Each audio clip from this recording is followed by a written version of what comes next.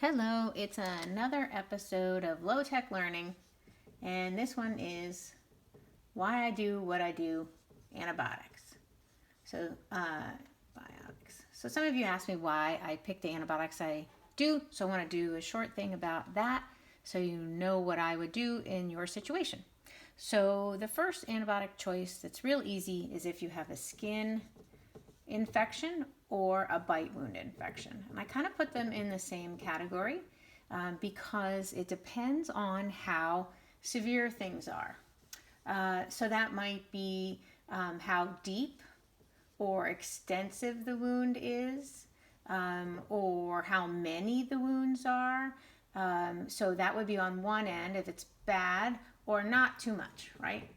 And it's only a mild thing. So if there is a deep infection, an extensive infection, multiple areas, I'm going to choose Clavamox. And I think you could also reasonably choose clindamycin, but easier to do Clavamox. And if it's not two, I'm going with your regular old cephalosporin. And this kind of spectrum thing is generally what I do for a lot of things. So if I think about pneumonia, it's a bit the same. So if it's not really a bad pneumonia, and so really we classify that by needing oxygen or not. If you are not needing oxygen, I will a lot of times do a cephalosporin. Or if you need oxygen, I'm going to do Baytril Unison. Now, with pneumonia, the really important thing that we have to talk about is, have you been on antibiotics? Because there is a paper that says if you've been on the antibiotics in the last 4 weeks before you got pneumonia for any other reason, you have a 65% chance of being resistant to the basic antibiotics or to the antibiotic you are on.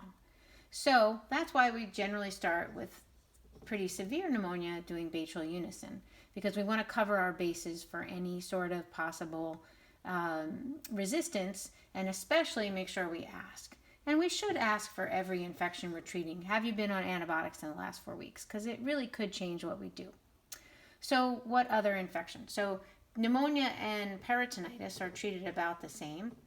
Most all peritonitis cases are going to be treated with Baytril Unison unless you've been on an antibiotic before. It's easy. Those are both injectable. And so what else might I do? Pancreatitis. So pancreatitis, I will normally choose to do in a dog, Unison.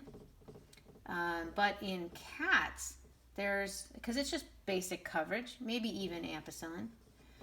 But there is some evidence that maybe, number one, the penetration of penicillins may not be that great in the pancreas, but what you're also treating are the liver, the biliary tree, and also the gut, right? So you're treating kind of everything, and you get your anaerobes right there. But in the cat, there's actually evidence that there's E. coli DNA maybe in their pancreas when they get pancreatitis. So a lot of times I'll choose a fluoroquinolone. And if they're eating, I try to do Marbo because it has a little bit more of a Clavamox without the anaerobes kind of treatment spectrum. So what about GI disease, since we're going to pancreas? So GI disease, so we're talking to hemorrhagic diarrhea type things. If they can eat, it's Metro. If they're not eating, it's Ampi. And if they're really sick, again, the severity of illness scale, it'll be Ampi. If they're super sick, it'll be Unison. If it's very, very severe and not getting better within 24 to 36 hours, I may add Baytril. And the reason I may do that is there may be E. coli or Salmonella that we need to treat. So what else? So if I am going to treat, the next one would be a fever of unknown origin. Let's say I'm picking a prophylactic antibiotic for that because I just want to treat something. So if I'm treating an FUO in a cat, I'm going to go Marbo, Clinda. And if it's that's for cat. And if it's a dog, I'm going to do Baytril doxy. Try to get as broad a spectrum as I can on the different organisms that might cause that. What about a kidney, cat, or dog? You certainly can just go with ampicillin. But again, if they're super sick, I might go with Unison. And if they have not been on any antibiotics, they probably are going to be just fine with ampicillin. Now here's another question, is when do I escalate?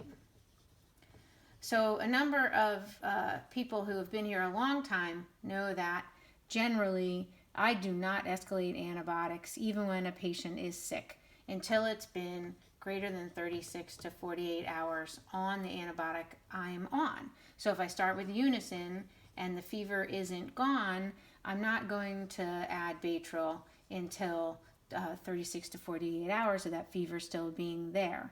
Because just because your patient gets worse or still has a fever doesn't mean it's the antibiotic's fault. And if we do a lot of antibiotics just because we're worried, that's going to create a lot of resistance in the world. So I hope that helps. Biggest thing, remember, is get a history of antibiotics. What have they been on in the last 4 weeks? Because that really may change your choice. And certainly if we're going to escalate to something and it's not just up to Baytril, the big things I escalate to are chloramphenicol.